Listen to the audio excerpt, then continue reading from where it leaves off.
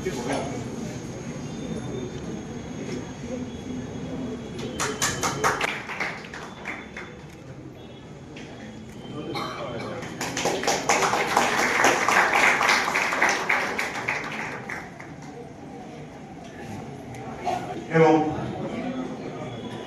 এই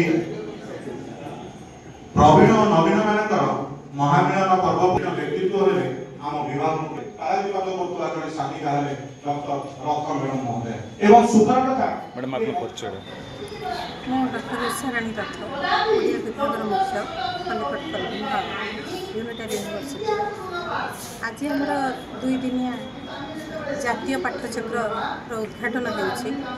ଉଦ୍ଘାଟନୀ ଉତ୍ସବରେ ଆମର ଯୋଗ ଦେଇଛନ୍ତି ମୁଖ୍ୟ ଅତିଥି ଭାବରେ ପ୍ରଫେସର ପ୍ରସନ୍ନ କୁମାର ସ୍ୱାଇଁ, ଉତ୍କଳ ସଂସ୍କୃତି ବିଶ୍ୱବିଦ୍ୟାଳୟ ଶ୍ରୀ ଜଗନ୍ନାଥ କେନ୍ଦ୍ରୀୟ ସଂସ୍କୃତ ବିଶ୍ୱବିଦ୍ୟାଳୟ କୁଳପତି ଭାବରେ ଦାୟିତ୍ୱ ନିର୍ବାହ କରୁଛନ୍ତି।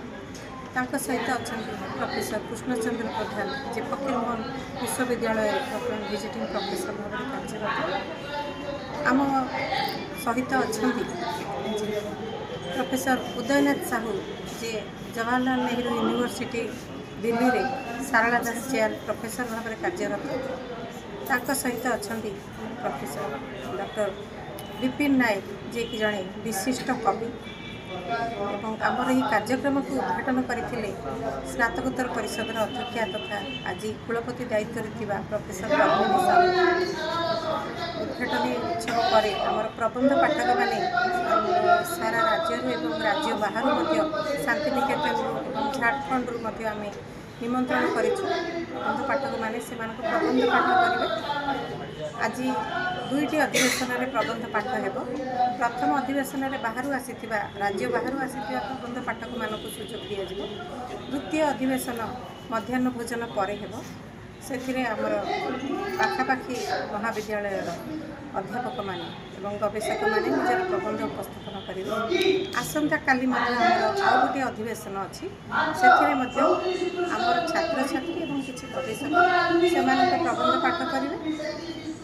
ପ୍ରବନ୍ଧ ପାଠ ପରେ ଆମର ଉଦ୍ଯାପନୀ ଉତ୍ସବ ଆସନ୍ତାକାଲି ଅନୁଷ୍ଠିତ ହେବ, ଯେଉଁଥିରେ ମୁଖ୍ୟ ଅତିଥି ଭାବରେ ଅଛନ୍ତି ଆମର ସ୍ୱୟଂଶାସିତ ମହାବିଦ୍ୟାଳୟ ପ୍ରାକ୍ତନ ଅଧ୍ୟକ୍ଷା ପ୍ରଫେସର ଉତ୍ତମା ଜେନା, ଆଞ୍ଚଳିକ ଉଚ୍ଚଶିକ୍ଷା ନିର୍ଦ୍ଦେଶକ ଡକ୍ଟର ସିଦ୍ଧାର୍ଥ ଶଙ୍କର ପାଢ଼ୀ ଏବଂ ଛତ୍ରପୁର ବିଜ୍ଞାନ ମହାବିଦ୍ୟାଳୟର ଅଧ୍ୟକ୍ଷ ଡକ୍ଟର ଅଜୟ ତ୍ରିପାଠୀ।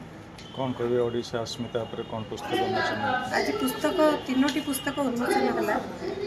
ଗୋଟିଏ ହେଉଛି ଆମର ଯେଉଁ ପ୍ରବନ୍ଧ ପାଠକମାନେ ପ୍ରବନ୍ଧ ପ୍ରସ୍ତୁତ କରିଥିଲେ ଆଜି ପାଠ କରିବା ପାଇଁ, ସେମାନେ ପୂର୍ବରୁ ତାଙ୍କର ପ୍ରବନ୍ଧ ଗୁଡ଼ିକ ଆମ ପାଖରେ ଦାଖଲ କରିଛନ୍ତି ଏବଂ ସେଗୁଡ଼ିକୁ ଏକତ୍ର କରି ଆମେ ଗୋଟିଏ ପ୍ରବନ୍ଧ ସଂକଳନ ପ୍ରକାଶ କରିଛୁ।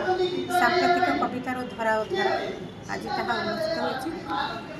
ମୋ ନିଜର ଗୋଟିଏ ପୁସ୍ତକ ମଧ୍ୟ ସମାଲୋଚନା ପୁସ୍ତକ ଅସ୍ମିତାର ଅନ୍ୱେଷଣରେ ଓଡ଼ିଆ ଗାଳ୍ପିକା ଆଜି ଉନ୍ମୋଚିତ ହୋଇଛି। ତୃତୀୟ ବହିଟି ହେଉଛି ଆମର ଡକ୍ଟର ମନୋରଞ୍ଜନ ବିଷୋୟୀ, ଆମ ବିଭାଗର ଅନ୍ୟତମ ଅଧ୍ୟାପକ, ତାଙ୍କର ଲିଖିତ କବିତା ସଂକଳନ ଆସ ଈଶ୍ୱର। ଧନ୍ୟବାଦ।